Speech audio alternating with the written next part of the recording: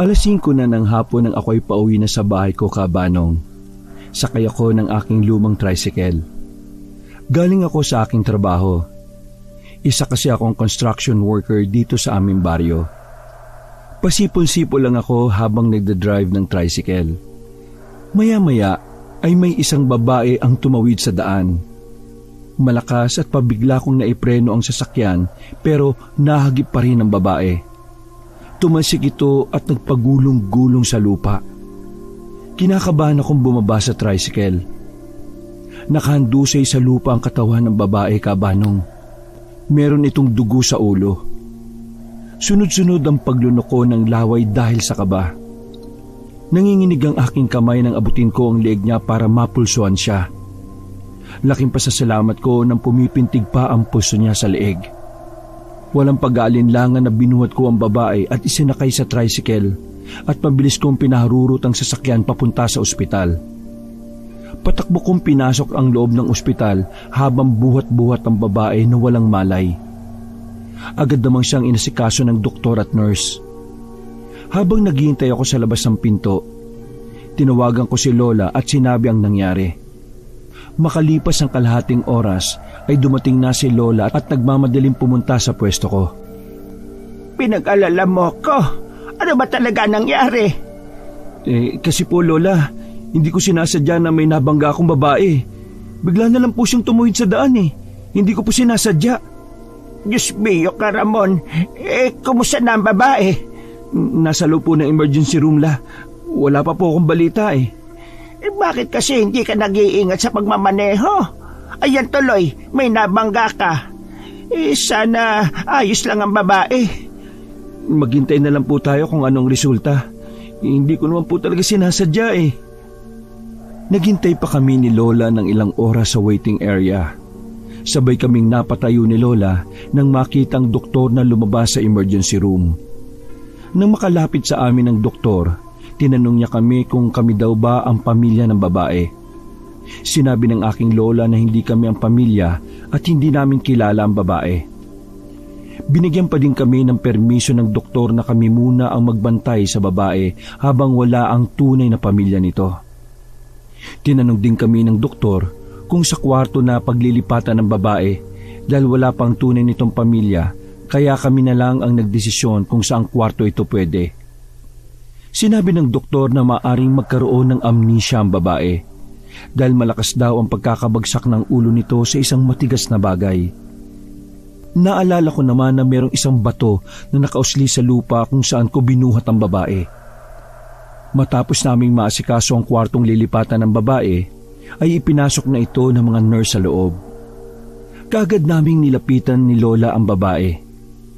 Pinagmasdan niya ang mukha nito. Habang ako naman ay nakaupo lang sa upuang katabi ng kama. Ang ganda niya, Apo.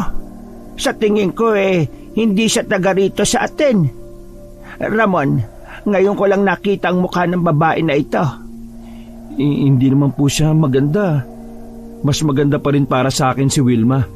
Mukhang mababawasan pa ang ipon ko ng pera dahil sa babaeng yan eh.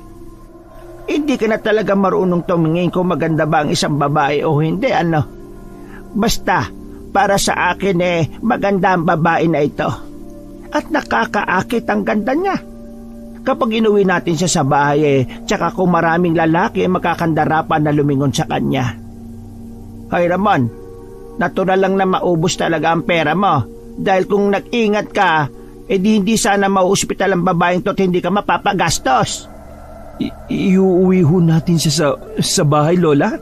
Bakit naman po? Baka may pamilya pang babaeng yan. Hindi natin siya basta na lang patitirahin sa bahay, no? Hindi nga po natin alam kung saan siya nanggaling eh. Huwag ka na magreklamo, Ramon. Ikaw naman na may kasalanan kung bakit siya nandito eh. Sige, kapag nagising siya tanungin natin siya kung may pamilya ba siya. Pero kung wala o hindi niya maalala, mapipilitan tayong patirahin siya sa bahay natin. Kung hindi po sana siya tatanga-tanga sa pagtawid ng daan eh. Hindi ko siya mababangga eh. Bakit parang galit na galit ka dyan? Pareho kayong may kasalanan, ano? Kasalanan ng babae na yan kung bakit nandito tayo ngayon. Ay, mahati ang oras ko sa trabaho at sa kanya eh. Kinakailangan siyang bantayan dito, Lola. Hindi naman po kayo pwede magbantay sa kanya. Matanda na po kayo. At dapat hindi kayo napupuyat. Hayaan mo na, ako na magbabantay sa kanya. Isipin mo na lang ang trabaho mo. Oo, matanda na ako pero malakas pa itong lola mo, ano? Sige na, umuwi ka na muna at ako nang bahala sa kanya. Bumalik ka na lamang bukas para dalan ako ng damit at ang babae. Saka pagkain para sa akin. O sige po, Lola. Alis na po ako. Kayo na po munang bahala dito, ha. Kailangan ko nang magpahinga para may lakas pa ako bukas sa trabaho At para na rin may panggastos sa gamot ng babae na yan. O sige po, uwi na po ako, La. O siya, sige. Umalis ka na at lumalalim na ang gabi. Mag-iingat ka sa pag-uwi, apo ko, ha? Iniisip ko pa ang babae habang papalabas ng ospital. Sumakay na ako sa tricycle ko at pinaharurot yon. Nang marating ko na ang bahay ay pumasok na ako. Dumiretso na ako sa kusina at hindi na ako nagluto pa dahil may niluto na si Lola. Matapos kong kumain ay niligpit ko na ang aking pinagkainan at pumasok na sa kwarto. Dahil sa pagod ay madali akong nakatulog. 4:00 ng madaling araw nang magising ako. Ayaw ko pa sanang bumangon pero kailangan dahil magluluto pa ako ng pagkain na dadalhin kay Lola. Kahit tinatamad na bumangon ay lumabas ako ng kwarto at nag-inat na mga braso. Ilang oras ang lumipas ay naihanda ko na ang dapat dalhin kay Lola. Pagkatapos ay bumiyahe na ako papunta sa ospital. Nang makarating na ako, tinungo ko ang kwarto ng babae.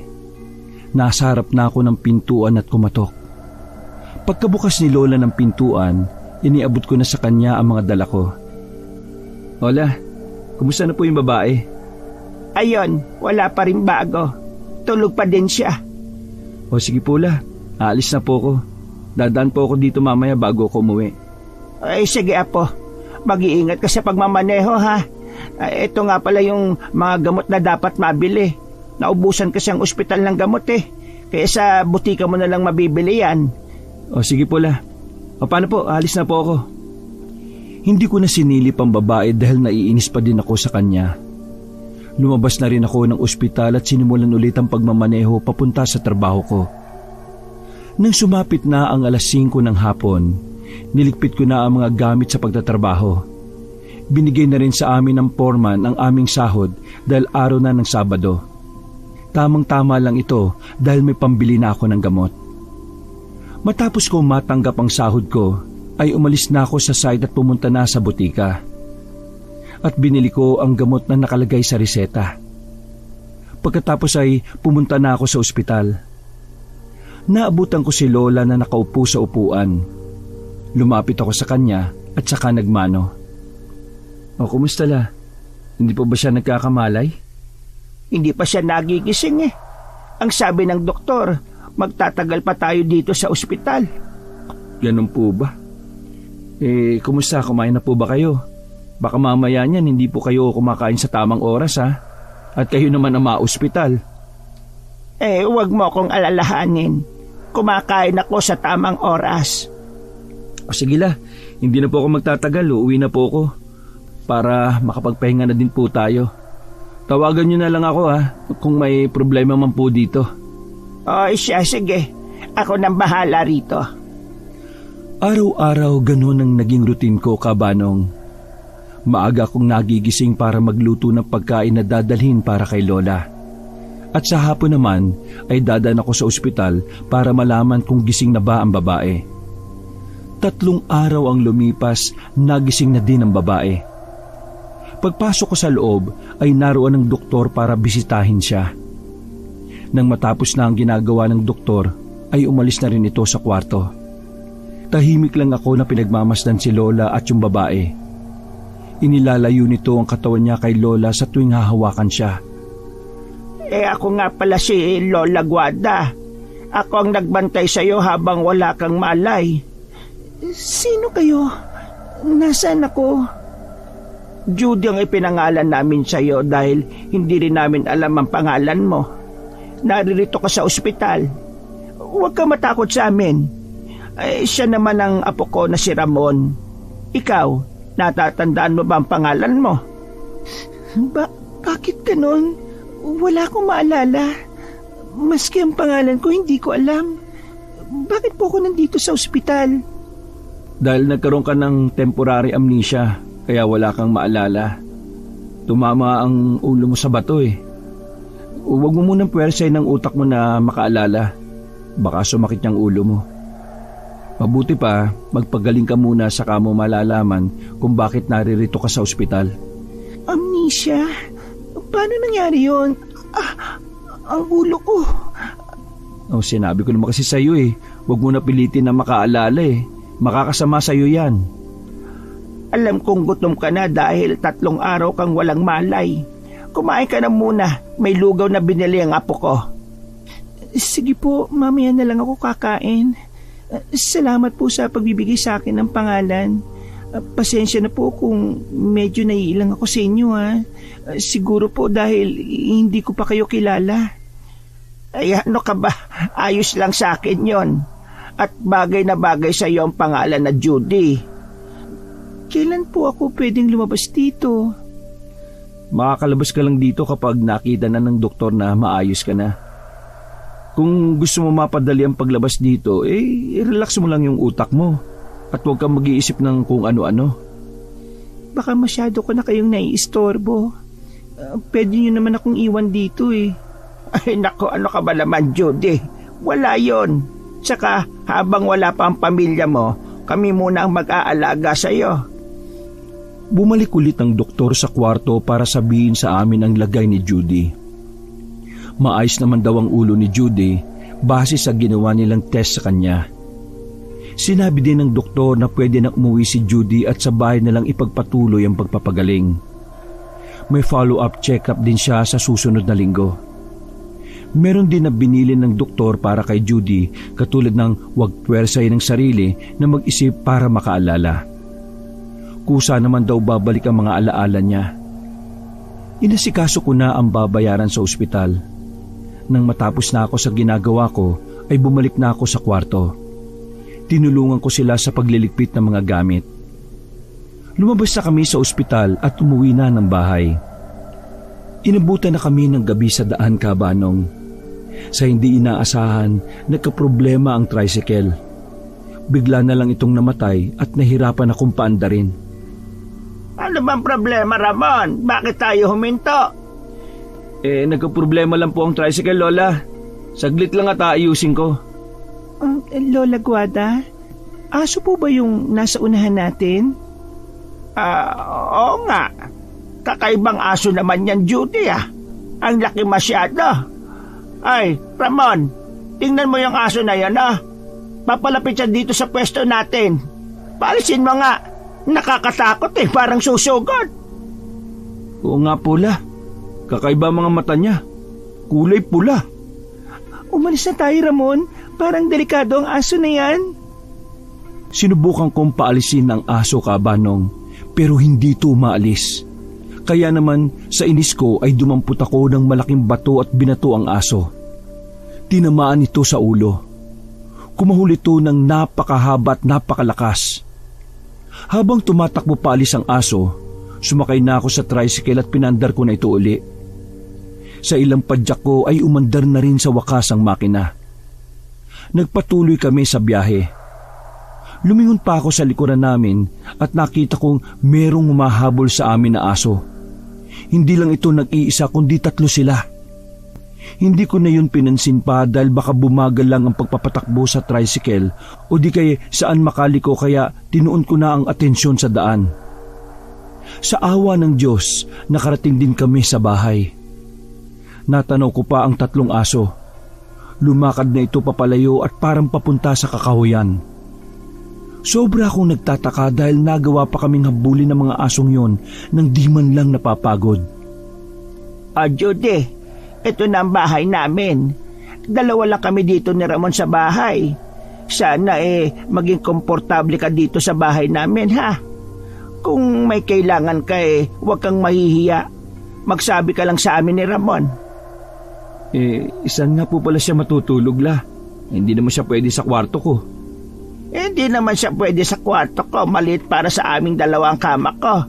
Hindi ba't malaki ang kama mo? Bakit hindi na lang si Judy ang doon at ikaw ay sa lapag na lang matulog? Naku po, Lola. Hindi na po. Dito na lang po ako sa balcony matutulog. Nakakaya naman po kay Ramon. Oh, narinig niyo po yun, La. Okay lang naman daw po siya kahit dito siya sa labas matulog. O sige po, papasok na po ako sa kwarto. Hay nako, pagpasensyaan mo na yung apo ko ha, Judy. Mainit lang ang ulo niyan. Hayaan mo at magiging maayos din ang pakikitungo niya sa'yo. Sa kusina lang ako ha, baka may kailangan ka. Puntahan mo lang ako doon. Magluluto lang ako ng hapunan natin. Ay sige po, La. Tulungan ko na po kayo. Wala din naman akong gagawin eh. O, ikaw bahala. Huwag ka lang masyadong makikilos ha, dahil bawal sa'yo. Pagpunta nila sa kusina, dumiretso naman ako sa banyo para umihi. Mula doon ay nadinig ko ang usapan nilang dalawa. Bakit ganun po ang pakikitungo sa akin ni Ramon? Para pong may nagawa akong malaking kasalanan sa kanya. Alam kong hindi mo pa dapat malaman ang nangyari sa iyo. Baka mag-isip ka na naman at sumakit ang ulo mo.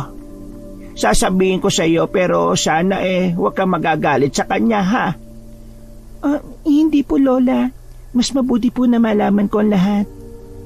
Siya ang dahilan kung bakit na-ospital ka at wala kang maalala. Pero hindi niya sinasadya na mabundol ka ng tricycle niya. Bigla ka na lang daw kasing tumawid sa daan. Kaya ayun, naiinis siya sa iyo. Pero hayaan mo na siya. Lilipas din ang pagkainis niya sa iyo. Kilala ko yung si Ramon Ganun po ba? Kaya naman po pala sana po mawala ng inis niya sa akin. Eto. Luto na itong sinabawan natin at kanin. Tatawagin ko lang si Ramon para sabay-sabay na tayong kumain. Sige po. Ay, Ramon! Lumabas ka na dyan at kakain na tayo. Ano po ang ulam natin, La? Niluto ko yung paborito mong ulam na sinigang. Ikaw, Judy, kumain ka ng mga gulay pampalakas niya ng resistensya. Ganun po ba? Sige, kumain na tayo. Namiss ko na itong sinigang Sige po, Lola. Masarap nga po itong gulay Tahimik kaming kumaing tatlo. Masarap ang pagkakaluto ni Lola ng ulam kaya madami akong nakain.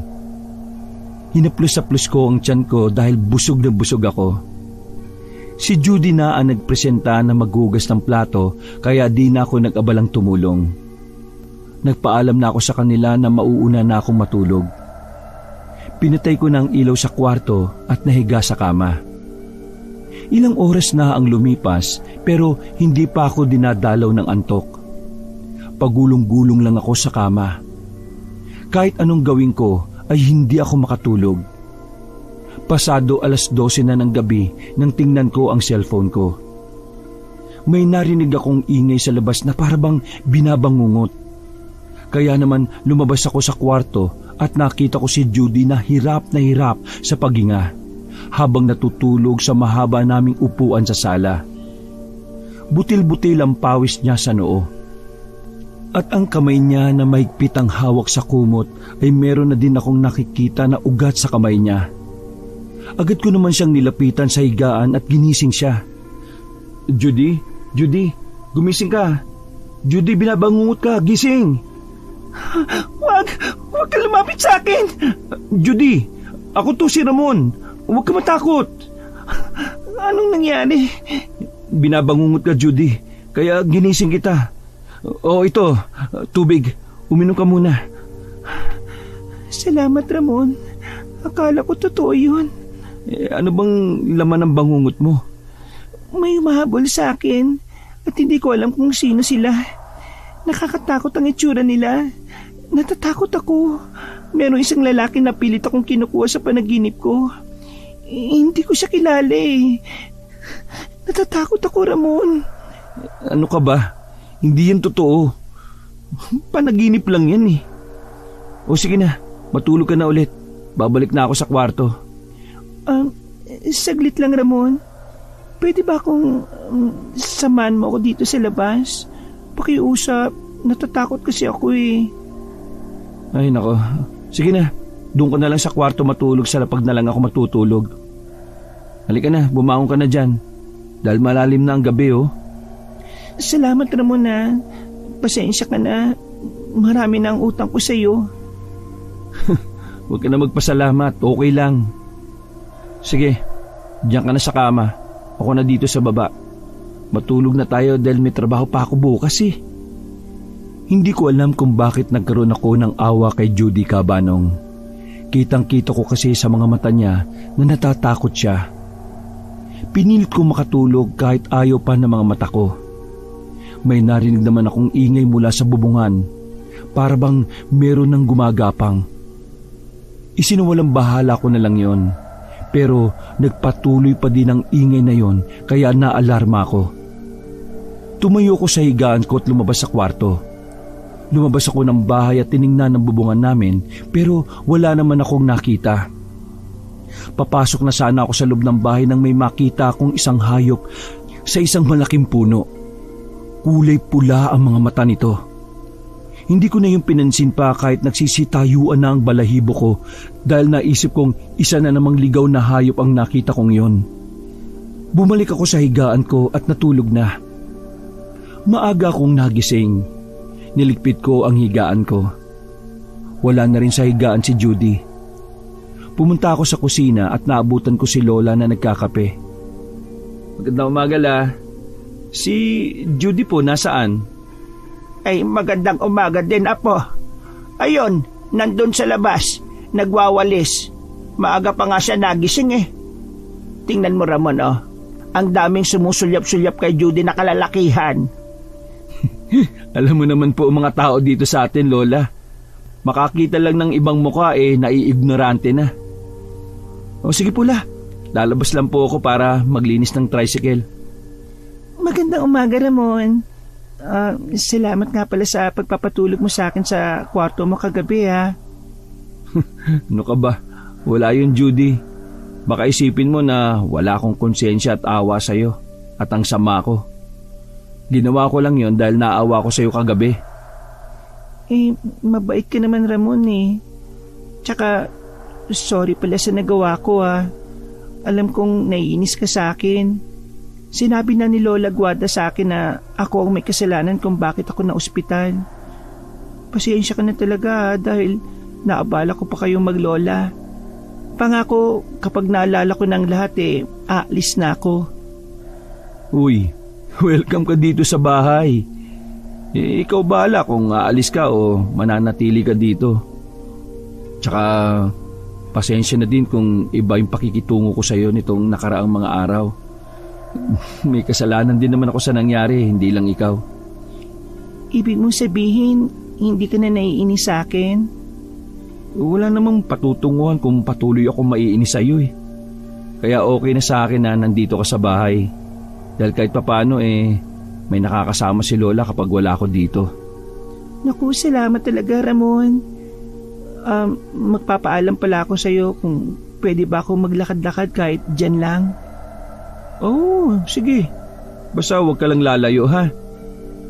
Pagkaalis ni Judy ay si Lola naman ang kumausap sa akin matapos akong lapitan. Oh, si Judy nasaan? Nagpaalam po Lola. Gusto niyang maglakad-lakad muna.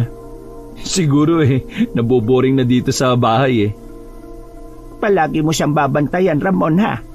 Huwag mong iaalis ang paningin mo sa kanya sa tuwing lalayo siya. Bakit naman po Lola? Basta, huwag ka na magtanong. Sundin mo na lang kung ano yung sinasabi ko sa iyo.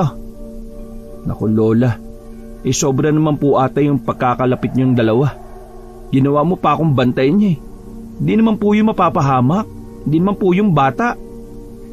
Nagtaka ako sa sinabi ni Lola Cabanong. Hindi ko siya maintindihan. Hindi rin naman siya nagpapaliwanag sa akin. Maya-maya ay narinig namin na sumisigaw si Judy. Kaya naman naalerto ko. Dali-dali akong tumakbo kung saan ang pinanggagalingan ng boses niya. May nakita kong isang sanga ng kahoy sa daan. Kinuha ko yun at tumakbo na ulit. Narinig ko pa si Lola na sumisigaw habang nakasunod sa akin. Tulong! Ramon, tulungan mo ako! Tulong! Judy! Nasaan ka? Wisit ka, bitiwan mo ako! Hindi kita kilala! Tulong! Hoy! Bitiwan mo si Judy!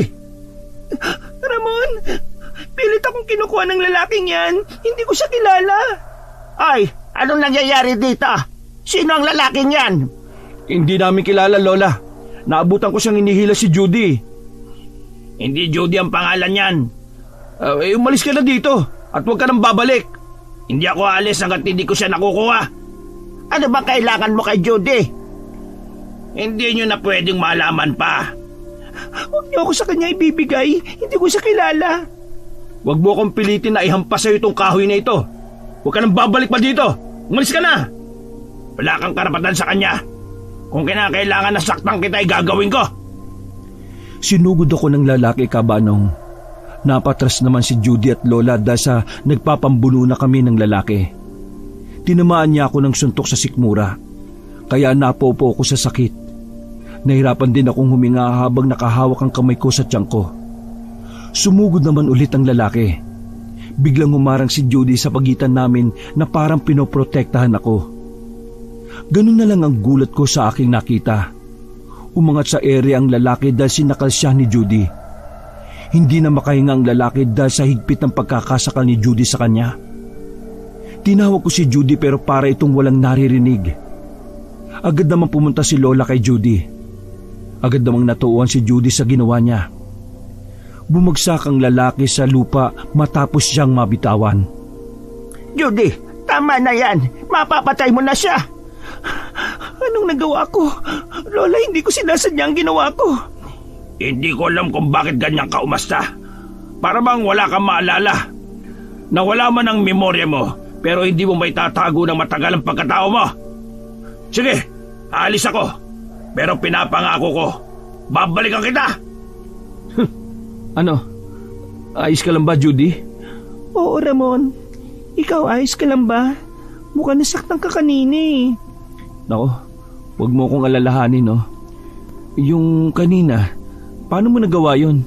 Paano mo siya naiangat sa ere? Hindi ko rin alam, Ramon. Bigla na lang ako nakaramdam ng galit nang makita kitang nasaktan kanina. Hindi ko alam na nagawa kong saktan ng lalaking yon. Sa tingin ko kilala ka ng lalaking yon kaya siya lumapit sa iyo. Yung lalaki na yon, siya ang laman ng pangungot ko sa tuwing matutulog ako. Siya ang nakikita ko. Parang may connection kami sa isa't isa. Mabuti pa iwasan mo na lang siya, Judy. Kung kilala ka niya, hindi ka niya pipilitin na kunin. Mabuti pa ibuwi na tayo sa bahay. Huwag ka nang lumabas ng bahay ulit kung wala kang kasama, ha, Judy? Lumipas ang 1 buwan. Hindi na din siya lumalabas ng bahay kapag wala ako. Yun ang bilin ko sa kanya. Oh, saan ka pupunta? Sa balon. Magigib lang sana ako ng tubig. Wala na kasing tubig sa kusina eh. Ay nako, dito ko na lang sa loob ng bahay. Ako na magigib. Bawal pa sa'yo magbuhat, no? Baka sumakit na naman yung ulo mo. Sasama na lang ako sa iyo sa pag-iigib. Ay, oo nga pala, Ramon. May pumunta kanina ditong babae. Nahanap ka niya eh. Nasa trabaho ka noon nang pumunta siya dito. Ha? Sino? Sinabi niya ba ang pangalan niya? Wilma ata ang pangalan niya sa pagkakatanda ko. Hindi niya naman sinabi kung anong dahilan niya sa paghanap sa iyo eh. Tinarayan pa nga ako. Hindi ko naman siya inaano. Talaga bang ginawa niya yun sa'yo? Hayaan mo, kakausapin ko siya mamaya. Sasabihin ko na huwag kang tarayan. Sige, ikaw bahala. Sabi pala ni Lola Guada, isasama niya ako sa pagbibenta ng gulay mamaya sa palengke. Ganun ba? O tara na, puno na itong balde. Aray, ang sakit ng ulo ko. Judy, ayos ka lang ba? Ayos lang. Sumakit yung ulo ko eh. Paano? Ito kasi nadulas yung paa ko sa balat ng saging kaya natumba tuloy ako. Mag-iingat ka sa susunod. Sino ba naman kasi nagtapon ng balat ng saging dito eh? Oh, halika na. Umuwi na tayo.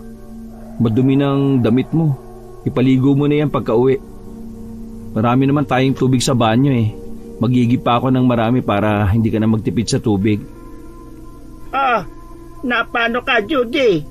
Bakit marumi ang damit mo? Ay, Ramon, may ginawa ka ba kay Judy? Lola Guada, mali pong iniisip niyo. Wala pong ginawa sa akin si Ramon. Kaya po marumi ang damit ko, nadulas po ako sa balat ng saging sa may balon eh. Ay, gano'n ba? Wala bang masakit sa'yo? Yung ulo niya sumakit daw po eh. Ay nako, Judy, mag-iingat ka naman. Baka mamaya kumapano ang ulo mo.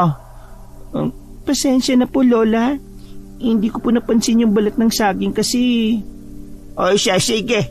Pumasok ka na doon at magpalit ka na ng damit. Kakain na tayo maya-maya. Tapos pupunta pa tayo sa palengke para magtinda. Baka may sakit sa katawan mo ha. Huwag ka na sumama kaya. Ay, maayos na po ako, Lola. Sasama po ako sa inyo.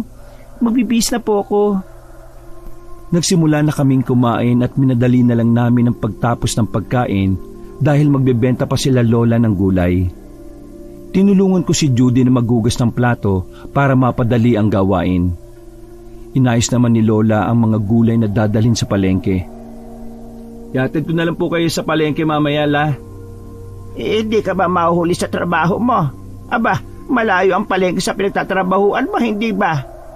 Hindi po muna ako magtatrabaho. Tutulungan ko na lang po kayo sa pagtitinda. Baka po mamaya mabastos si Judy doon. Marami pong bastos sa palengke, hindi ba? Oy, sige, ikaw bahala. Sa gandang ito ni Judy, talagang mababastos ito doon. Wala pa namang mga modong ilang binata doon. Halina kayo, umalis na tayo. Pagkarating namin sa palengke, parang batang aliw na aliw si Judy sa mga nakikita niya.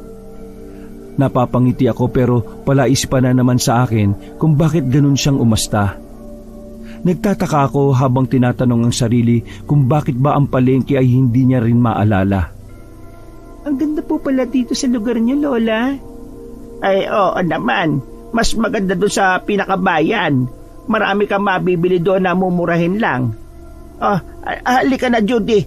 Mauna na tayo kay Ramon. Apa, ikaw na bahalang magdala ng mga gulay, ha? Mauna na kami sa iyo ni Judy. Sumunod ka na lang doon sa pinagpupwestuhan natin. Opo, sige po. Sa pagpasok pa lang namin sa palengke, may napalingon na sa gawin namin at talagang kay Judy nakatutok ang paningin ng mga tao. Nagbubulungan pa ang mga ito. Nakaramdam naman ako ng pagkainis dahil kakaiba sila kung tumingin kay Judy, lalo na ang mga kalalakihan. Parang nanghuhusga ang mga mata nila. Madali kasing mapansin ang kulay ng balat ni Judy. Maputi ito at mahaba pa ang buhok. Meron din itong magandang muka at balingkinitan pa ang katawan. Pero may ilang hindi natutuwa kay Judy base sa kanilang mga kilos at tingin. Narating na namin ang pwesto. Hindi ko pa nailalapag ang mga gulay sa mesa pero marami na ang nakapila para bumili. Yung iba ay nag-uunahan pa sa pagpila. Sa sobrang inis ko ay tumayo ako sa kinauupuan ko at tinarangan si Judy gamit ang katawan ko. Halos mabali na ang leeg ng ibang lalaki sa kakasilip kay Judy. Ito namang si Judy, tumitingkayad pa para lang makita ang mga tao na bumibili. Kaya tiningnan ko siya at pinanlakihan ng mata. Inutusan ko siyang umupo na lang sa upuan at ako nang bahala sa pagbebenta ng gulay. Sumunod naman siya sa akin. Bago magtanghali ay paubos na ang mga gulay namin. Kaya naman nilingon ko si Judy sa pwesto niya para sabihang maganda sa pag-uwi pero wala siya doon. Nakita niyo po ba si Judy? Hindi. Di ba nandyan lang nakaupo yan sa upuan? Teka, wala na nga siya. Saan pumunta yon? Hindi ko po alam, Lola. Kaya nga po tinatanong kita, baka nakita mo kung saan siya pumunta Hindi ko nga siya napansin. Dahil busy rin ako sa pagsusuklay kanina. Ako na dito, hanapin mo na lang si Judy. Baka naglakad-lakad lang yon. O sige po, hanapin ko po muna ha. Nagpalinga-linga ako sa paligid at nagbabaka sakaling makita ko siya. Nagtanong-tanong din ako sa mga tao na nakakasalubong ko, pero iisa lang ang sagot nila. Hindi daw nila nakita. Kinabahan ako, baka kung ano na ang nangyari sa kanya. Hanggang sa nakita ko siya sa di kalayuan. Galing siya sa labas ng palengke. Nakayuko lang siya habang naglalakad. Sinalubong ko siya sa paglalakad. Nang malapit na siya sa akin ay hinawakan ko ang magkabila niyang balikat. Nagulat pa siya sa inesta ko. Nanginginig pa ang katawan niya at ang mga mata niya na puno ng takot ang makikita doon. "Oh, saan ka ba nang galing? Bakit hindi ka man lang nagpapaalam kung saan ka pupunta? Pinag-aalala mo kami ni Lola eh." Pasensya na. Ayaw ko kasi kayong istorbohin sa ginagawa niyo kanina eh. Kaya umalis ako nang hindi nagpapaalam. Pasensya na. O saan ka ba pumunta? Pumunta ka ba sa labas? Buti hindi ka naligaw. Yung lalaki sa kakahuyan, Ramon, naririto siya. Pakiramdam ko sinusubaybayan niya ako sa malayo. Hindi lang siya lumalapit sa akin. Yan na nga ba sinasabi ko eh. Huwag ka na nga aalis na mag-isa. Halika na, bumalik na tayo kay Lola. Mabuti naman at nariyan na kayong dalawa. Saan ka ba galing, Judy? May pinuntahan lang po, Lola. Bakit parang hindi ka mapakali dyan? Kasi po, Lola, bumalik po yung lalaki. Naririto siya sa palengke. Ano ba talaga kailangan sa ng lalaking yon? Bakit hindi mo subukan na kausapin siya? Malay mo bumalik ang alaala mo. Natatakot po ako, Lola. Walang mawawala sa'yo kung susubukan mo. Ella, uwi na po ba tayo? O may bibilin pa po kayo? Wala na, Ramon. Uuwi na siguro tayo. Nakakapagod ang araw na ito para sa akin. Lumabas na kami ng palengke. Sa di kalayuan ay nakita ko ulit yung lalaki. Nakatingin ito kay Judy. Sumakay na kami ng tricycle. Hanggang sa makauwi na kami ay walang imik si Judy. Lumipas sa mga araw, unti-unti kong napapansin ang pagbabago niya. Minsan ay nakikita ko siyang nakatanaw sa malayo at malalim ang iniisip. Maya-maya ay nakipag-usap na siya kay Lola at nakinig lang naman ako sa usapan nila. Lola Guada, nasaan na po mga magulang ni Ramon? Matagal nang walang magulang si Ramon. Sanggol pa lamang siya nang mamatay ang kanyang ina dahil sa panganganak sa kanya. Ganun po ba? Yung tatay po niya, nasaan na? Naaksidente naman yung kanyang ama. May bagyo noon kasalukuyan siyang nasa laot para mangisda. Sa kasamaang palad tumaob yung sinasakyan niyang bangka. Magdadalawang araw nang mahanap ang katawan ng tatay ni Ramon sa tulong ng mga Coast Guard. Kaya, ayun, sa akin na lumaki ang batang yan. Ang lungkot naman po ng kwento ng buhay ni Ramon. Pero, maswerte pa rin po siya dahil meron siyang lola na mabait. Si Ramon na lang kasi ang meron ako, Judy. Maswerte rin ako dahil may kasama ako sa pagtanda ko. May nag-aalaga sa akin kahit uugod-ugod na ako. Matanong ko lang din po, Lola. Yung asawa niyo po, nasaan na po? Matagal nang patay ang asawa ko. Hindi nga namin nabigyan ng hustisya ang pagkamatay niya Ano pong ikinamatay? Pinatay siya ng aswang. Kaya hanggang ngayon galit pa rin ako sa mga aswang. Kung meron man akong makita na aswang, hindi ako magdadalawang isip na patayin siya. Gusto kong ipaghiganti ang lolo ko. Ay, Ramon, hindi ba sinabi ko na sa iyo? Huwag kang mananakit ng kapwa mo tao. Hayaan mo na ang Diyos ang maningil sa gumawa nun sa lolo mo. Aswang?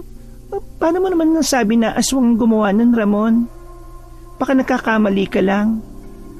Sa tingin mo, Judy, meron bang siraulo na kukuha ng laman loob ng isang tao? At puro sugat ang likod ng lolo ko nang matagpuan namin? Hindi naman gawain nyo ng mga adik o di kaya mga hayop. Matagal na sa lugar namin ang lolo ko.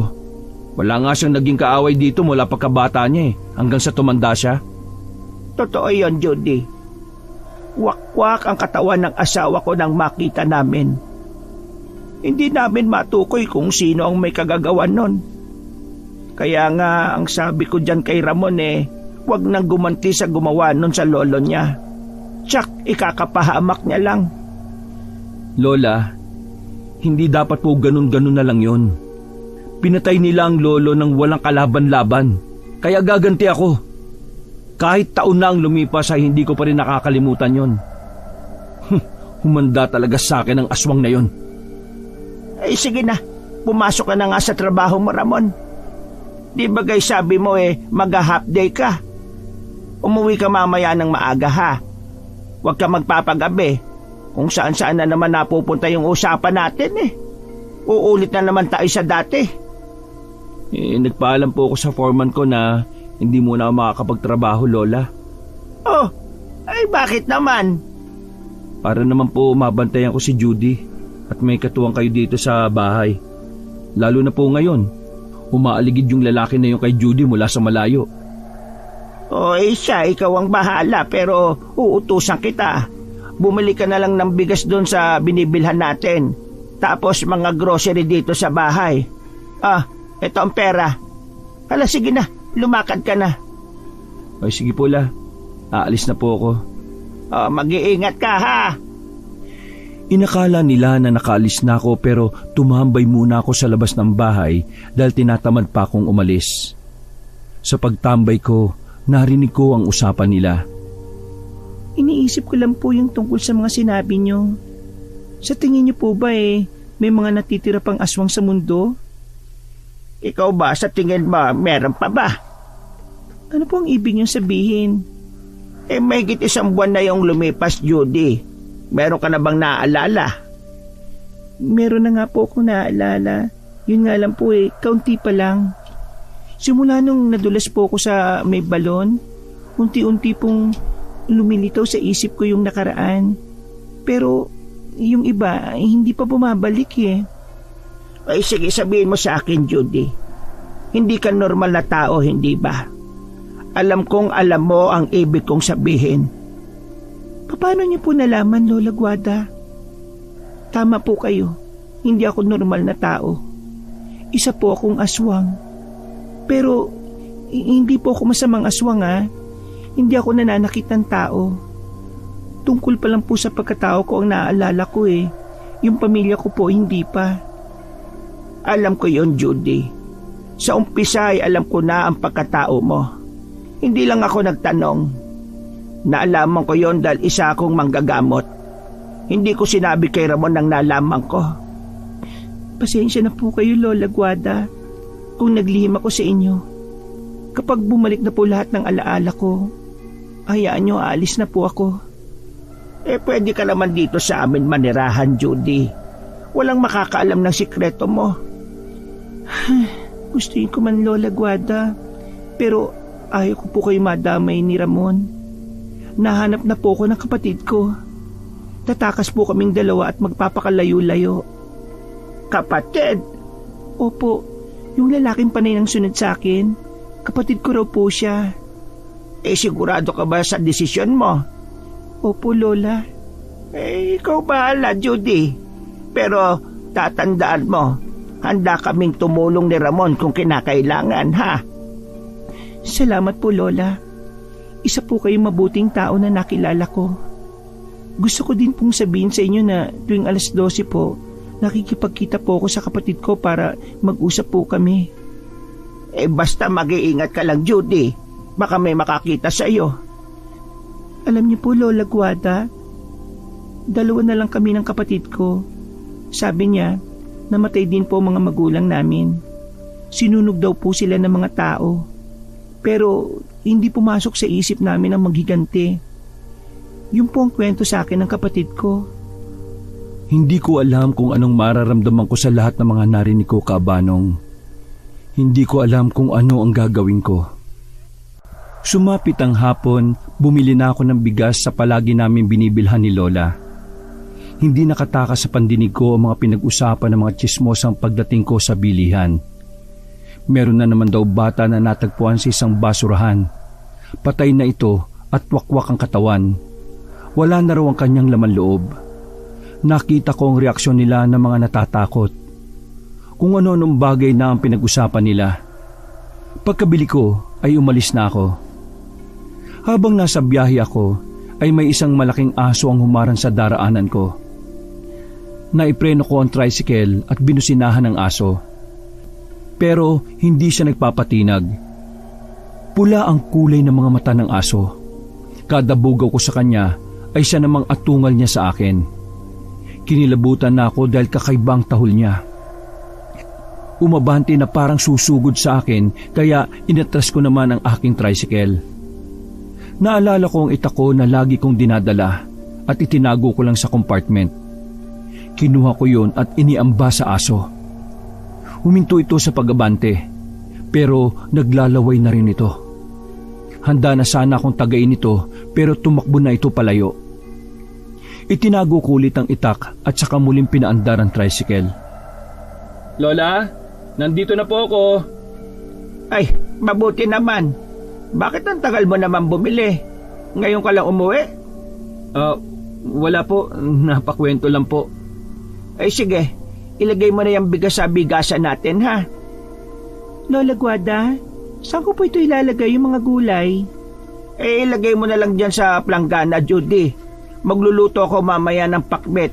Hahaluan natin ng hipon. Masarap yon. Sige po. Hi Ramon, nandiyan ka na rin pala. Oo, kadarating ko lang. Sinadya kong iwasan si Judy. Hindi ko alam ang gagawin ko matapos kong malaman ng mga sinabi niya tungkol sa kanyang pagkatao. Galit ako sa mga aswang. Nagagalit din ako kay Judy. Pero wala naman siyang kinalaman sa pagkamatay ng lolo ko. Pero bigla na lang akong nanlamig sa kanya pagkatapos kong malaman na aswang siya. Hindi ko rin pinahalata sa kanila na alam ko na ang lahat. Meron nga po pala akong nasagap na balita. Ano na naman balita yan? May nakita raw na bata sa basurahan eh. Wala na pong buhay. Wakwak daw ang tiyan. Siyempre, pagka ganyan, sino pang gagawa? Di ba, aswang? Pagkasabi ko noon, ay bahagya akong sinulyapan si Judy. Napayuko siya at hindi na umimik. Nagasik na naman ng lagim ang mga aswang. Gutom na sila kaya umatake na naman ng mga tao. Ubus na siguro yung mga alaga nilang hayop. Bakit kasi ang tatakaw nila no? Tapos ngayon, tao na naman ang bibiktimahin. Kapag ako talaga nakatsyempo ng aswang, yari yan sa akin Ay, siya nga po pala. Kanina sa daan, may humarang sa akin na napakalaking aso. Kakaiba talagang hayop na yun. Iniisip ko tuloy na aswang yun Mabuti na lang talaga't dala ko lagi yung itak ko. Ayun, umatras nung tatagain ko na sana. Gabi na. Tapos na rin kaming kumain ng hapunan at magsisitulog na kami nang may kumatok sa pinto. Teka, merong kumakatok sa pinto. Sino kaya ang bisita natin ng ganitong oras? Maaga pa naman, Lola. May inaasahan po ba kayong bisita? Wala naman na po. Teka, pagbubuksan ko muna baka emergency ito. Agad binuksan ni Lola Guada ang pinto at agad na nakipag-usap dun sa taong kumakatok. Judy, ikaw ang hanap ng bisita natin. Halika muna, pumunta ka rito. Ako po? Wala naman po akong inaasahan na bisita.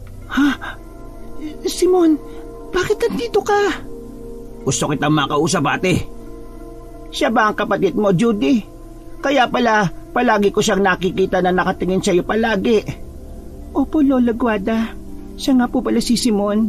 Simon, siya si Lola Guada, ang tumulong sa akin. Pumasok ka na muna sa loob, iho. Salamat to. Ikaw? Magkapatid pala kayo? Kaya pala. Ngayon nauunawaan ko na. Simon, siya si Ramon. Apo ni Lola Guada, siya rin ang tumulong sa akin. Ramon, siya yung kapatid ko, si Simon.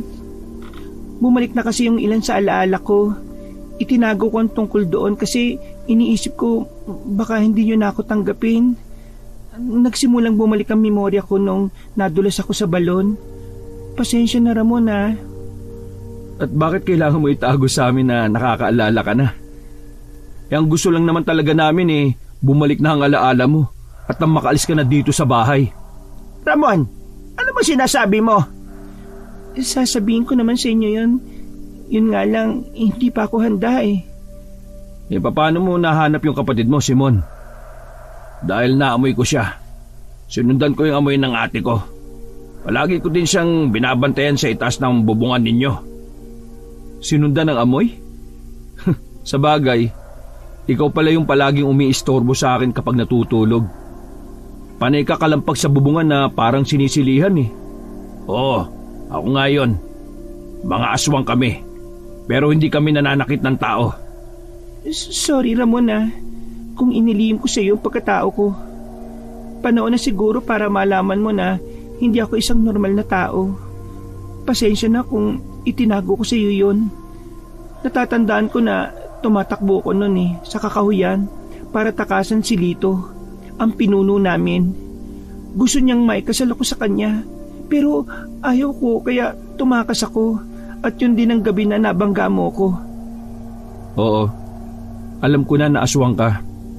Narinig ko ang pag-amin mo kay Lola. Kaya naiinis ako sa'yo. Wala na tayong oras, ate. Pati sa pagpapaliwanag sa'yo, Ramon. Ang malaga ay naalaman mo na. Kinukuha ko ng ate ko sa inyo. Salamat sa pag-aalaga niyo sa kanya, ha? Pasensya ka na, Ramon. Hindi ko sinabi sa iyo dahil alam kong galit ka sa mga aswang. Mabait na aswang naman si Judy, apo. Galit talaga ako sa mga katulad nila, Lola. Aswang ang pumatay sa lolo ko sa asawa niyo. Huwag niyo naman po yung kalimutan, La. Baka nga isa sa kanila ang pumatay sa lolo ko Huminahon ka nga, Ramon. Hindi kami pumapatay ng tao. Merong aswang na magkakaiba ang layunin. Kami ng ate ko ay nabubuhay sa pagkain ng hayop. Samantalang ang iba sa amin ay hindi. Laman loob ng tao kinakain ng iba naming kasamahan. Wala pa kaming napapatay na tao ng ate ko.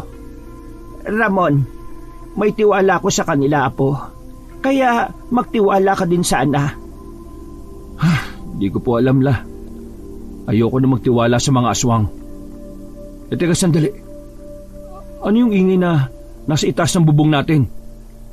Huwag kang maingay, Ramon. Mukhang nandito na sila, ate. Natuntun ka na nila. Sinundan ka nila, Simon. Sinabihan na kita na huwag kang pupunta dito dahil delikado. Tingnan mo, Simon, may nakikita ko mga nakatago sa banda ron, Inilalagay niyo lang ang buhay namin ng lola ko sa kapahamakan pati ng ibang mga tao dito. Huwag ka nga maingay, Ramon. Kumuha ka ng asin sa kusina at ihagis mo sa itaas. Aalis ang nilalang na yon. Sinunod ko ang sinabi ni Lola.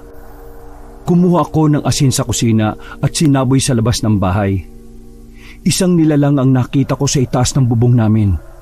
Matutulis ang kuko nito na kinakalmot pa ang bubong namin.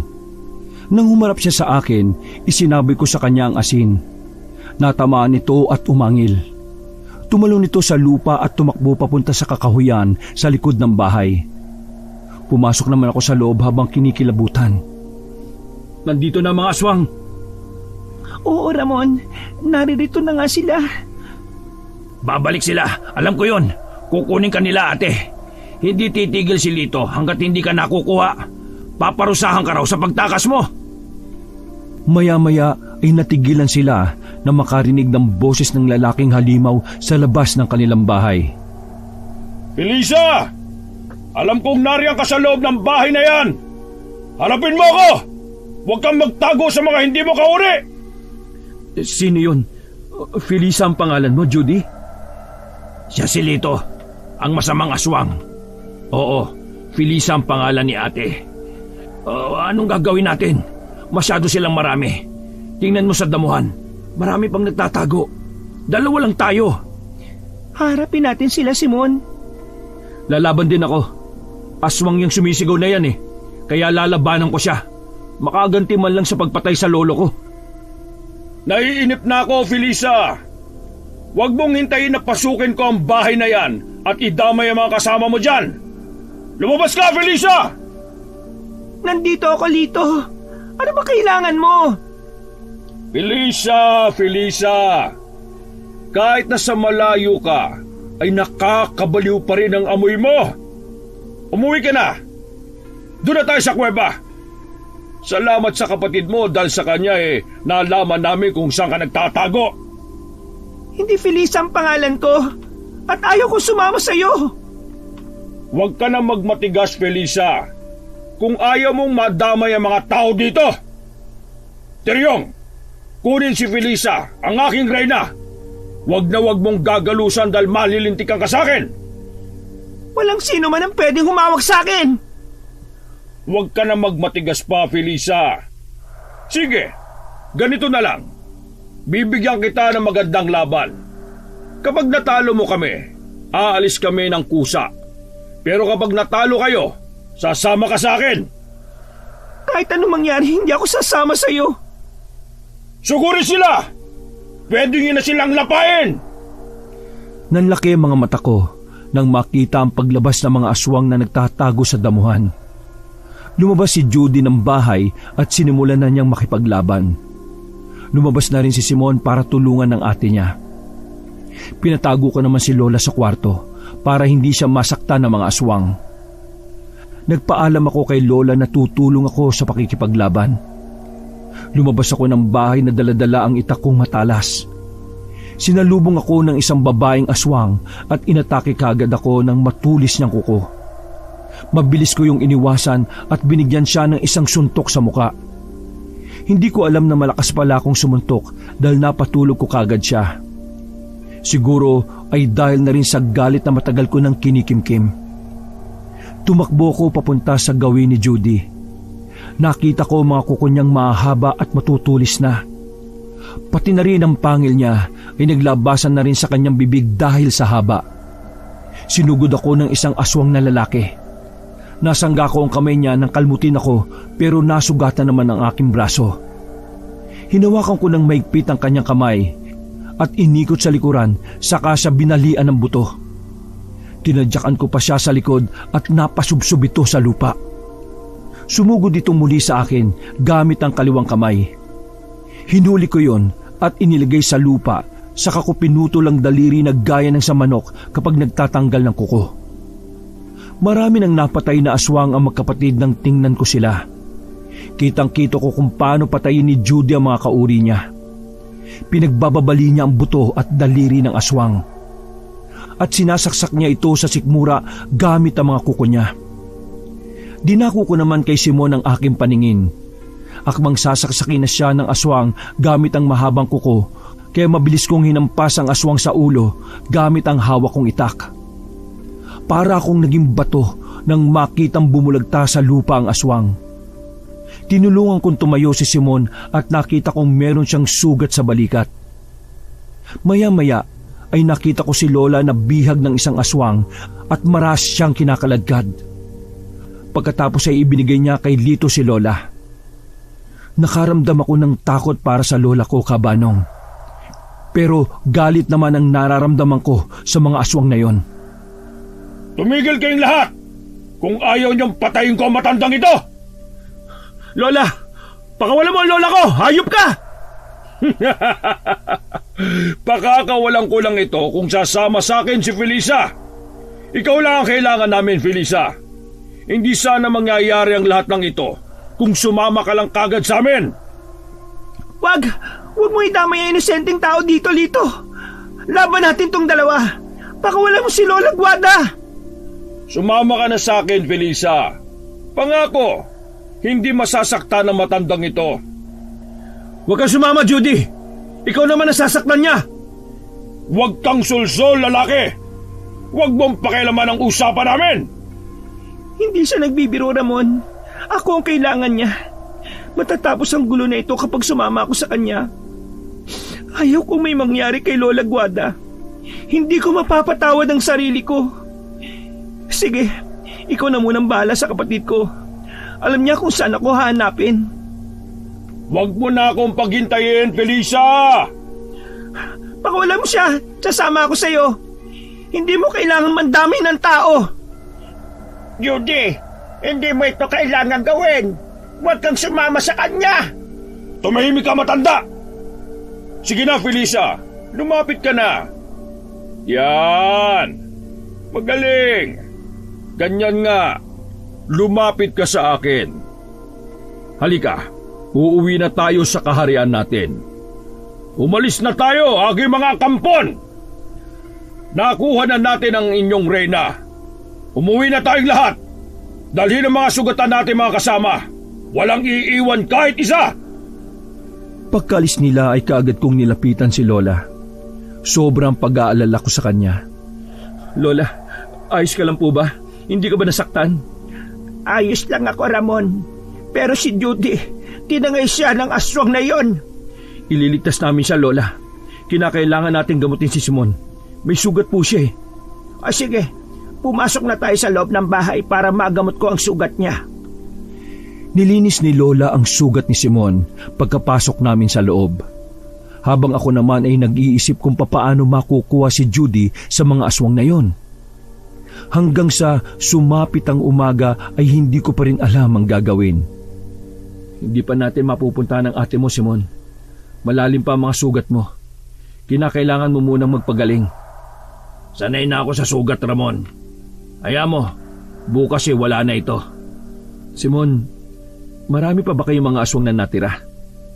Kakaunti na lang kami dahil nasipagbuwag na ang iba sa amin. Pumunta sa malayo at pinili na lang mamuhay ng tahimik. Iilan na lang ang natira sa amin. Mas kumonti kami dahil marami din ang namatay sa amin dahil sa kagagawa ni Lito. Oo nga pala. Bakit dinadala niyo ang katawan ng mga kasama ninyo? Nakita ko kasi yung kagabi, kina Lito. Isa yun sa kautusan ng aswang, Ramon. Dinadala namin ang mga katawan ng kasamahan namin na napatay at sinusunog ito. Alam mo, hanggang ngayon hindi pa rin ako makapaniwala sa mga nakita at nalaman ko na aswang kayo ng ate mo. Mabait naman ang ate ko, Ramon. Meron man sa dugo namin ang nananalaytay na pagiging aswang, pero mas gusto pa din namin ang maging normal na tao. Mamaya nga po, pwede na tayong maglakbay papunta sa kuweba ng mga aswang. Pero baka hindi mo pa kaya, Simon. Masyadong malalalim ang sugat mo. Baka mamaya dumugo yan. Para sa akin, maliit lang naman itong sugat ko. Ang mahalaga ay mailigtas natin ang ate ko. O sige, ikaw ang bahala, Simon. Huwag ka nang pumunta sa kuweba ng mga aswang, Ramon. Baka mapano ka. Delikado para sa iyo ang pumunta doon. Baka matulad ka lang sa lolo mo. Lola, alam ko pong delikado pero paano si Judy? Kaya ko po ang sarili ko. Magtiwala po kayo sa akin. Oy, sige. Basta mag-iingat ka po. O tara na, kumain na tayo. Mamaya na kayo magkwentuhan tungkol sa aswang. Kumain na kami dahil maya-maya ay magsisimula na kaming maglakbay ni Simon. Nang matapos kaming kumain, si Lola na ang naghugas ng pinagkainan. Habang ako naman ay pumasok sa kwarto. Nagpalit ako ng damit. Pinahiram ko na din si Simon ng masusuot. Sumapit ang 3:00 ng hapon, handa na kami ni Simon. Tanging itak lamang ang dala ko na armas at ang lubid na pwedeng gawing pangsilo. Aalis na ba kayo? Opo, La. Aalis na po kami. Kukunin po namin si Judy. Sandali lang, Ramon. Meron akong ibibigay sa iyo na pwede mong gawing armas. Kunin mo itong buntot pagi. Makakatulong yan sa iyo, gamit yan ng lolo mo. At itong mga dinamita, gamitin mo din. Nakuha ko yan sa gamit ng tatay mo. Ginagamit niya yan kapag pumapalaot siya.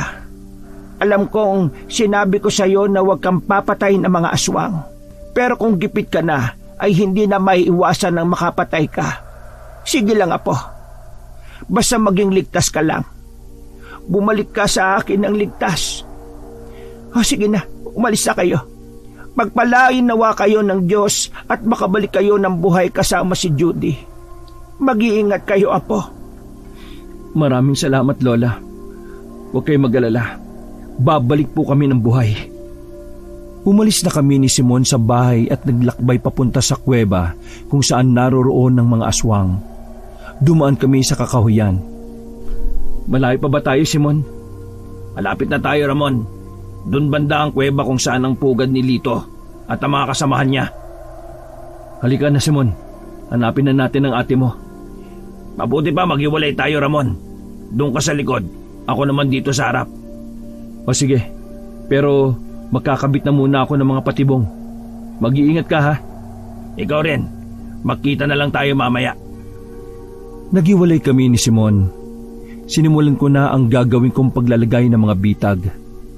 Nakuha ko ang bag na ibinigay ni Lola at inilabas ko ang mga lubid na gagawin kong pangsilo sa mga aswang. Tinakpan ko ng mga tuyong dahon ng ginawa ko. Maingat akong nagtatago sa mga matataas na damo. Wala akong makitang aswang sa labas ng kuweba. Nakita ko si Simon kaya lumapit ako sa kanya. Bakit walang mga aswang sa labas? Nasa loob silang lahat. Ginaganap nila ang kasal ni Ate Felisa at Lito. Kailangan natin silang pigilan, Ramon. Akin ang mga dinamita mo. Teka, anong gagawin mo sa dinamita? Papasok ako sa loob. Kukunin ko si ate. Gagamitin ko ang dinamita para takutin sila. Maghintay ka lang dito sa labas. O sige, mag-iingat ka, Simon, ha? Pumasok si Simon sa loob ng kuweba habang ako naman ay nanatili sa labas. Dahil sa inip ko, ay maingat akong pumasok sa loob. Meron na akong naririnig na ingay. Nagtago ako sa isang sulok at pinakinggan silang mabuti. Ang lakas ng loob mong bumalik dito sa kuweba. Buhay ka pa palang traidor ka? Bumalik ako dito para tapusin ka, Lito. Hindi ako papayag na makasal ka sa ate ko. Hindi mo makukuha sa akin si Felisa nang basta lang. Dakbin niyo si Simon at ikulong! Sige, subukan niyo lumapit. Hindi ako magdadalawang isip na sindihan nitong dinamita. Sabay-sabay tayong mamamatay dito. Kaya mabuti ba, ibigay mo sa akin ang ate ko, Lito. Kung ayaw mong dumanak ang dugo mo dito kasama ang mga kampon mo. Simon, butit bumalik ka. Bumalik kami ni Ramon, ate. Nasa labas siya, naghihintay sa atin. Kaya walang susunod sa inyo. Hayaan niyo kami makatakas para walang mamatay. Judy, dito dali. Lumabas na tayo. Abulin niyo sila. Huwag gayaang makatakas. Tumakbo kaming tatlo sa batuhan, Kabanong. Hinabol kami ng mga alagad ni Lito. Isang malakas na pagsabog ang narinig ko. Sinindihan ni Simon ng dinamita. Marami ang namatay nang ihagis niya ito sa mga aswang na sumusunod sa amin. Mas lalong naggalit si Lito nang makita ang kanyang alagad na wala ng buhay. Napahinto kami ni Judy sa pagtakbo nang may isang aswang na humarang sa daraanan namin. Tumutulo ang malapot na laway nito at tumatawa na parang baliw habang nandilisik ang mga mata. Nagpalitan ng kalmot si Judy at ang aswang. Kitang-kita ng mga mata ko kung paano dukutin ni Judy ang puso ng aswang at itapon ito sa lupa na tumitibok pa ito. Kinuha ko ang buntot pagi sa bewang ko at malakas na hinigupit ang aswang na sumugod naman sa akin. Namimilipit ito sa sakit habang nagsisigaw. Itinarak ko sa kanya ang itak at nawalan nito ng hininga. Bigla na lang sumulpot ang mga aswang na kung saan-saan galing. Inabot na kami ng gabi sa pakikipaglaban sa kanila. Naubos na ang alagad ni Lito at siya na lang ang natitira. Ang iba naman na aswang ay nakabitay sa puno ng kahoy gamit ang lubid na ginawa kong silo. Lakad takbo ang ginawa namin. Isang malakas na pagaspas ang nagmumula sa itaas ng kakahuyan ang narinig ko. Nang tingnan ko yon, isang malaking ibon ang nakita ko. Papabulusok ito sa kinaroroonan namin. Tinulak ko si Judy sa kabila para hindi mahagip ng malaking ibon na palagay ko'y aswang din. Tinamaan ako ng kuko ng ibon sa dibdib nang tinangka niya akong hablutin. Nakita kong dugo mula sa sugat. Nang lingunin ko ang ibon, nag-anyo itong tao at naging silito. Nakangisi ito ng malademonyo. Ramon, may sugat ka. Masakit ba, Ramon? Kulang pa yan. Hayaan mo't dadagdagan ko. Magkikita kayo ng lolo mo sa kabilang buhay! Ha? Ikaw? Ikaw ang pumatay sa lolo ko? Ba't tarantado ka? Sisiguraduhin ko siyang pagbabayaran mo ang ginawa mo sa lolo ko. Matagal na panahon kong hinanap ang gumawa nun sa lolo ko. Ngayon nagkita na tayo. Isinusumpa ko na mabibigyan ng hustisya ang pagkamatay niya. Ha! Wala kang magagawa. Wala kang kalaban-laban sa akin. Matutulad ka din sa lolo mong walang nagawa kundi ang magmakaawa na huwag siyang patayin. Tumigil ka, Lito! Ubus na ang mga kasamaan mo! Pabayaan mo na kami! Wala akong pakialam kung ubus na ang iba. Ang mahalaga sa akin ay mapatay ko ang lalaki na yan! Wala siyang kinalaman dito, Lito! Ako ang harapin mo! Sama-sama kayong mamamatay dito! Dadanak ang dugo niyo sa lupa! Hindi ko palalampasin ang ginawa niyong magkapatid sa pagtraidor sa angkan ng mga aswang! Wala kang karapatang mabuhay! Kahit sa impyerno, hindi ka tatanggapin doon! Isa kang gago! Tapusin na natin to, Lito! Pareho naming tinakbo ang natitirang pagitan sa amin, Kabanong. Binunot ko ang itak ko sa lalagyan nito. Mabilis kumilos si Lito pero hindi yun naging hadlang para hindi ko siya masugatan. Tumulong na din sa pakikipaglaban si Judy at Simon. Natamaan ako sa kamay ni Lito. Pagkatapos ay tumalsik ako sa puno. Umubo ko ng dugo na medyo ikinatakot ko. Ganon din si Simon. Nasugatan siya sa tiyan. Si Judy na lang ang natitira na nakikipaglaban. Pareho ang bilis at kilos nilang dalawa. Halos hindi ko na masundan ng tingin. Nakita ko na lang na tumalon sa ere si Judy at pumunta sa likuran ni Lito pagkatapos ay pinagkakakalmot niya ang likod nito. Umatungal naman sa sakit si Lito. Nahawakan nito si Judy sa leeg at sinakal gamit ang isang kamay. Itinaas pa niya sa ere si Judy. Pilit akong tumayo para matulungan si Judy. Hawak-hawak ko ang itak ko at buntot pagi. Kahit hirap sa pagtayo, ay pinilit kong makalapit sa kanila. Itinaas ko ang aking itak at walang ano-ano'y tinaga ang kamay ni Lito. Bumagsak naman sa lupa si Judy. Narinig ko pang nagsisigaw si Lito sa sakit habang hawak ang kamay niyang naputol. Nag-anyo itong malaking ibon at mukhang tatakas. Hinampas ko siya ng buntot pagi nang makalipad siya at hindi pa gaanong nakakalayo. Tinamaan ng pakpak niya at bumulusok ito sa lupa. Nag-anyong tao uli siya na marahil ay humina na ang kanyang kapangyarihan bilang aswang. Nilapitan ko siya at pinaghahagupit gamit ng buntot pagi.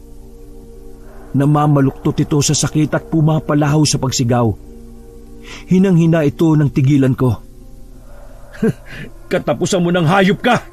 Buhay ang kinuha mo, kaya buhay mo rin ang kapalit! Magdasal ka na kung marunong ka! Baka sakaling tanggapin ka pa sa impyerno sa dami ng ginawa mong kasalanan! Wag, Ramon! Tama na yan! Huwag mong dungisan ng mga kamay mo! Hayaan mong mamatay siya sa kamay namin! Hindi na yan makakatayo! Pasalamat kang gago ka! Hindi mo ako katulad ng mamamatay tao! Meron pa rin akong takot sa Diyos! Hindi ganon yun kadali. Hindi niyo ako basta-basta mapapatay.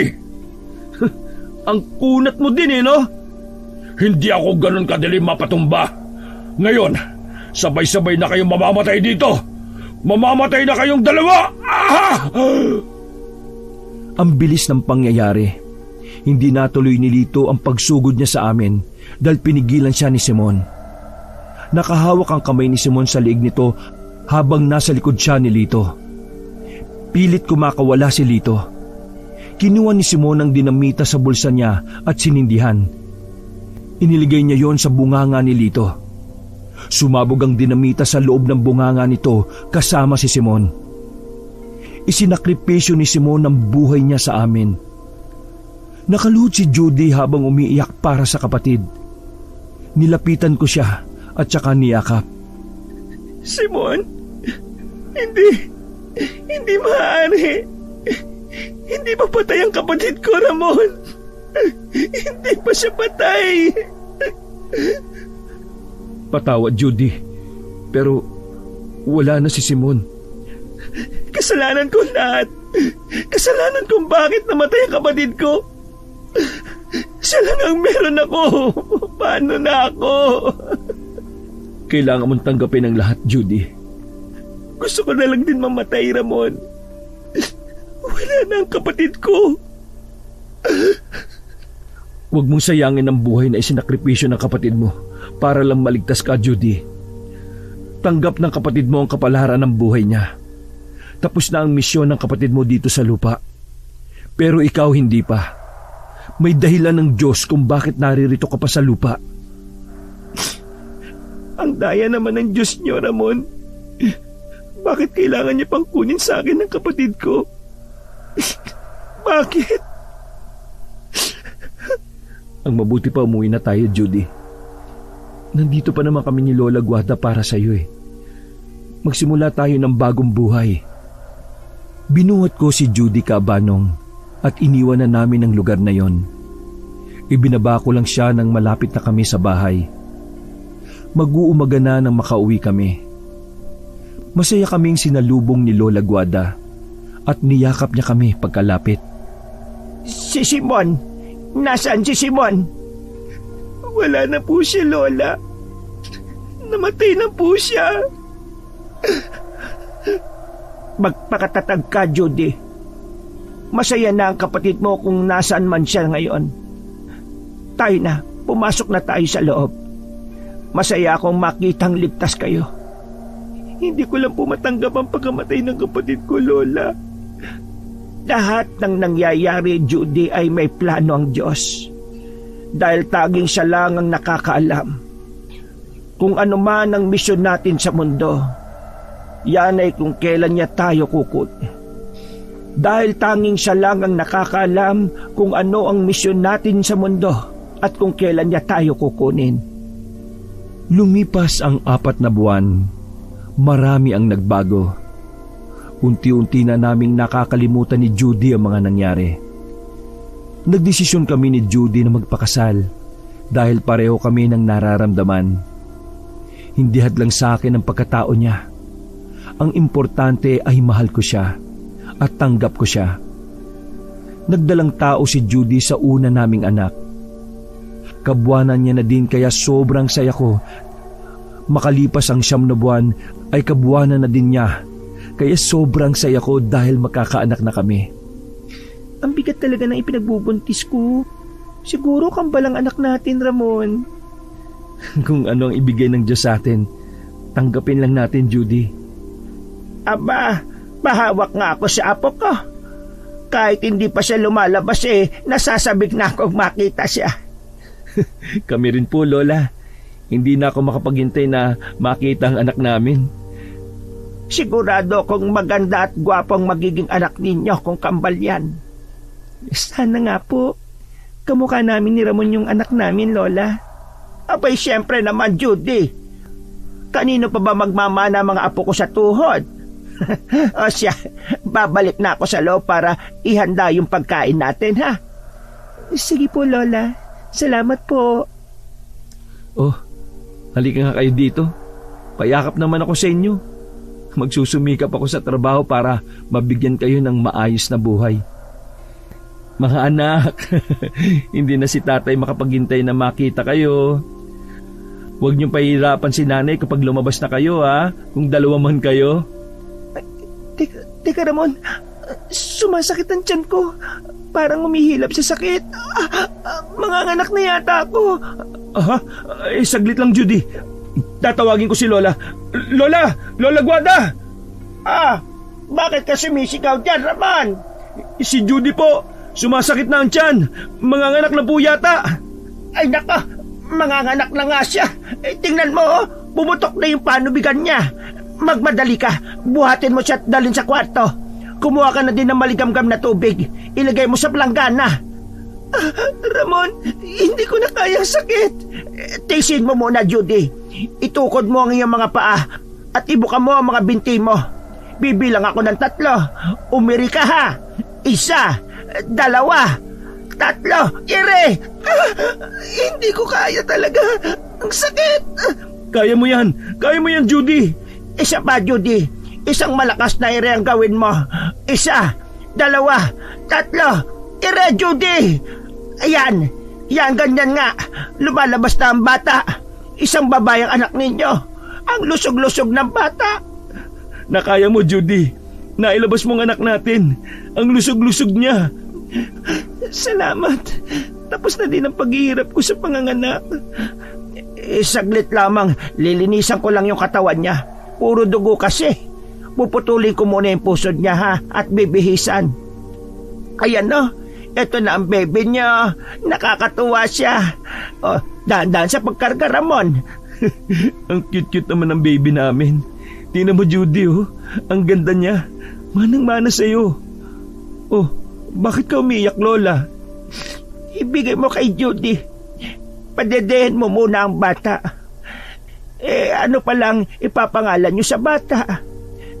Iga mo siya sa tabi ko, Ramon. Kali na lang ang ibibigay namin na pangalan sa anak namin, Lola. Kali. Ang gandang pangalan. Bukas na bukas, Ramon, asikasuhin mo ang pagpaparehistro kay Kali, ha? Opo, Lola. Tingnan niyo po, oh, ang takaw niya na dumede kahit bagong silang pa lang siya. Ganyan talaga ang mga sanggol, Ramon. Kapag iniluwal sila kailangan nilang uminom ng gatas sa kanilang ina. Kaya ikaw, palagi mong lulutuan si Judy ng ulam na may sabaw, ha? Para hindi mawalan ng gatas. Opo, Lola. Salamat po't nandyan po kayo palagi. Hindi ko alam ang gagawin ko siguro ngayon kung wala kayo. Pasalamat tayo sa Diyos, Ramon. Dahil binigyan niya pa ako ng mahabang buhay at nasilayan ko pa yung apo ko sa tuhod. Kapag ako'y nawala, dapat malakihin niyo si Kali na maging mabuting bata, ha? Lola naman, para ho kayong napapaalam na sa amin. Nararamdaman ko na malapit na akong mawala sa mundo. Sa tingin ko nga talagang pinagbigyan lang ako ng Diyos na makita si Ramon na magkaroon ng sariling pamilya at masilayan ng apo ko sa tuhod. Sobrang laki talaga ng anak namin, Kabanong.